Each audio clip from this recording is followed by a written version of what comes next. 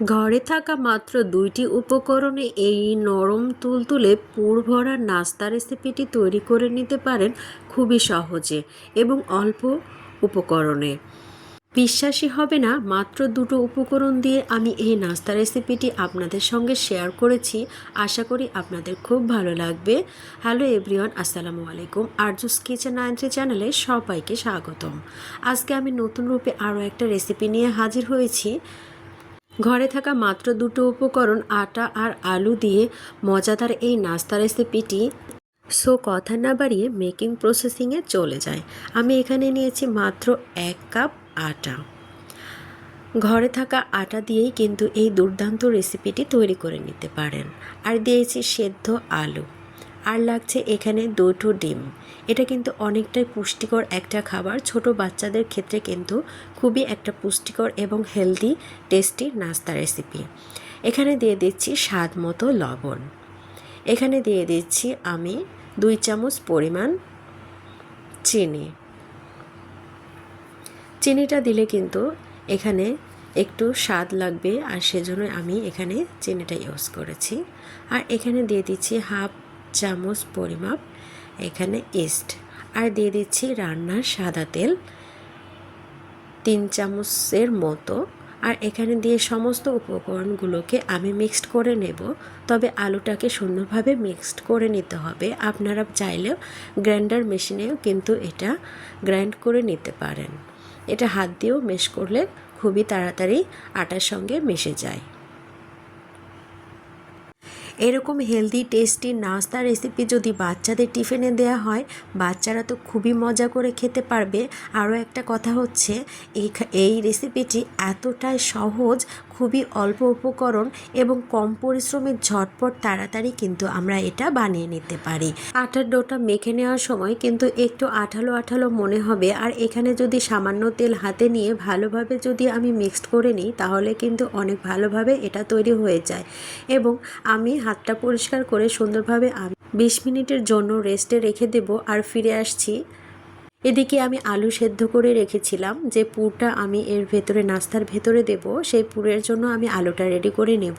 আর আলুটা আমি ভালোভাবে কাঁটা চামচের সাহায্যে সুন্দরভাবে আমি এটাকে মিশিয়ে নিচ্ছি।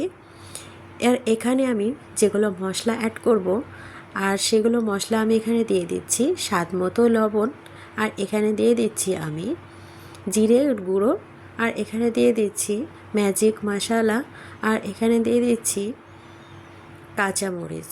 আর কিছুই লাগছে না। এখানে আমি ফ্রাই প্যানে সামান্য তেল দিয়ে 1 চামচ গোটা জিরে দিয়ে দেব। আর এখানে একটু পোড়া পোড়া হয়ে আসলে তখনই আমি দিয়ে দেব কাঁচা পেঁয়াজ। ভালোভাবে নেড়ে চেড়ে কাঁচা পেঁয়াজটাকে একটু নরম করে নিতে হবে। এরপরে আমি দিয়ে দেব আলুর পুর, দিয়ে ভালোভাবে নাড়াচাড়া করে কুক করে নিতে হবে। তবে এই নাস্তাটি খেতে এতটাই সুস্বাদু হয়, বাঙালিরা কিন্তু এরকম রেসিপি খেতেই পছন্দ করে। আর বাঙালিদের জন্য পারফেক্ট একটি নাস্তা হচ্ছে আলু আর আটা দিয়ে দুর্দান্ত এই রেসিপি।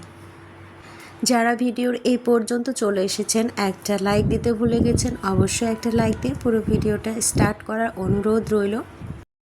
আলুগুলোকে ভালোভাবে এই নাড়াচাড়া করে কুক করে নিতে হবে। আর আমি সামান্য একটু হলুদ দিয়ে দেব, দিলে কিন্তু কালারটা বেশ ভালো আসে, খেতেও কিন্তু ভালো লাগে।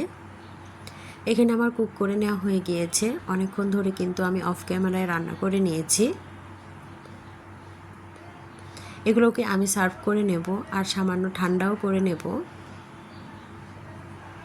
এখানে একটি পাত্রে আমি ঢেলে নিচ্ছি, নিয়ে আমি কিছুক্ষণের জন্য ঠান্ডা করে নেব। আর এদিকে আটাগুলো আমি রেডি করে নিচ্ছি। আটার ডোটা আমি 20 মিনিটের জন্য রেস্টে রেখেছিলাম, সেটা কিন্তু একটু ফুলে গিয়েছে, দেখলেই বুঝতে পারবেন। এখানে সামান্য ফুলে গিয়েছে, 20 মিনিটের জন্য রেখেছিলাম, আর নরম একদম সফট হয়ে গিয়েছে। এখন আমি নাস্তাগুলো রেডি করে নেব। এখানে আমি ইস্ট দেওয়ার কারণে কিন্তু একটু নরম তুলতুলে হয়েছে, আর হাতে লেগে যাওয়ার মতো হয়েছে। এখানে যদি আমি হাতে তেল মাখিয়ে ভালোভাবে নাস্তাগুলো রেডি করে নিই, খুবই সহজে কিন্তু রেডি করা যায়। আর দেখুন আমি একটু ভালোভাবে আর একটু মথে নিচ্ছি, নিয়ে কিন্তু নাস্তাগুলো আমি তৈরি করে নেব। এখানে আমি বোর্ডের উপরে একটু আটা ছিটিয়ে নেব, আর এখানে আটার ডোটা নিয়ে আমি লেচি কেটে নেব। আর লেচি কাটার আগে কিন্তু একটু আমি আটা দিয়ে গড়িয়ে মেখে নেব, নইলে কিন্তু এটা হাতে লেগে যাওয়ার সম্ভাবনা থাকে। আটার ডোগুলো আমি কিভাবে তৈরি করে নিচ্ছি আশা করি বুঝতে পারছেন। নতুন বন্ধুরা যারা আমার চ্যানেলে চলে এসেছেন অলরেডি, অবশ্যই চ্যানেলটি সাবস্ক্রাইব করে পাশে থাকা বেল নোটিফিকেশন অল করে রাখবেন, তাহলে আমার নিত্য নতুন ইউনিক রেসিপিগুলো পৌঁছে যাবে সবার আগে নোটিফিকেশন আপনার কাছে, আর সময় সুযোগ বুঝে আপনারা দেখে নিতে পারেন। আমার লেচিগুলো কেটে নেওয়া হয়ে গিয়েছে, আমি কিন্তু নাস্তাগুলো রেডি করে নেব। আর কিভাবে রেডি করে নিচ্ছি সেটা হাতের দিকে লক্ষ্য রাখলে বুঝতে পারবেন।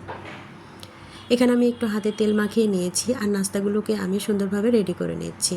একটু হাতটা ঘুরিয়ে ঘুরিয়ে একটু সোজা করে নিয়ে আমি কিন্তু গোল গোল করে এই গোলটার ভেতরে কিন্তু আমি পুরটা দিয়ে একটু সাইড থেকে মুড়িয়ে নিয়ে কিন্তু নাস্তাগুলোকে আমি রেডি করব। আর এই পুর ভর্তি করে নাস্তাগুলো যদি তৈরি করা হয় তাহলে কিন্তু খুবই ভালো লাগে এই নাস্তাগুলো খেতে। এভাবে আমি মুখটাকে সিল করে দিচ্ছি, আর পুরোটা একটু হাতে গড়িয়ে নিয়ে চ্যাপটা করে আমি কিন্তু এই নাস্তার শেপটা দিয়ে দিচ্ছি। আশা করি আপনারা বুঝতে পেরেছেন। আমার এই চ্যানেলে অনেক ইউনিক সহজ রেসিপি আপলোড করা আছে, চাইলে আপনারা দেখে নিতে পারেন। এগুলো আমি সুন্দরভাবে চ্যাপটা করে এরকমভাবে পাতলা পাতলা করে আমি করে নিচ্ছি নাস্তাগুলো। এভাবেই সেম প্রসেসে আমি সবগুলো নাস্তা করে নিয়ে ফিরে আসছি। আপনাদের বোঝানোর সুবিধার্থে আরও একটি নাস্তা রেসিপি আমি তৈরি করে নিচ্ছি আর এবং দেখিয়ে দিচ্ছি। এই নাস্তা রেসিপিটি এতটা সুস্বাদু হয়, বাচ্চাদের টিফিনে, চায়ের আড্ডা কিংবা অতিথি আপ্যায়নে বিশেষভাবে এই রেসিপিটি দিলে সবাই খুশি হয়ে যায়। আমার সবগুলো নাস্তার রেসিপি রেডি হয়ে গিয়েছে। আমি এখন একটা চুলায় ফ্রাই প্যান বসিয়ে দিয়েছি এবং তেলটা গরম করে নিয়েছি। আর তেলে আমি নাস্তাগুলোকে ছেড়ে দিয়ে ভালোভাবে ভেজে নেব। হালকা আঁচে কিন্তু এগুলোকে ভেজে নিতে হবে।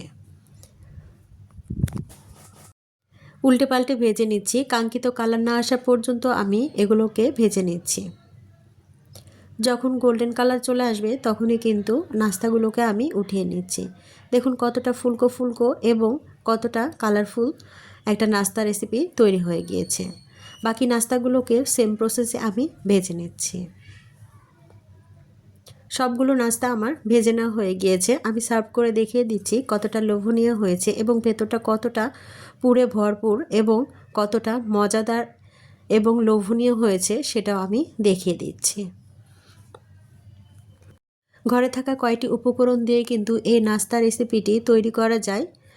মাত্র আটা আর আলু যদি ঘরে থাকে তাহলে কিন্তু এই সুস্বাদু নাস্তা রেসিপিটি খুবই সহজে তৈরি করে নিতে পারবেন।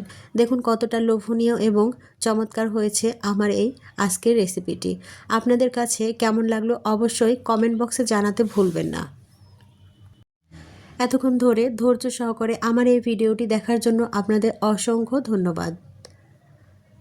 সবাই ভালো থাকবেন, সুস্থ থাকবেন। সকলের সুস্বাস্থ্য কামনা করে এখানে বিদায় নিচ্ছি। আবারও দেখা হবে নেক্সট কোনো ভিডিওর মাধ্যমে। সে পর্যন্ত সকলেই ভালো থাকবেন। সকলের জন্য দোয়া রইল, আমার জন্য দোয়া করবেন। আবারও দেখা হবে কোনো ইউনিক রেসিপি নিয়ে। সে পর্যন্ত সবাই ভালো থাকবেন। আল্লাহ হাফেজ।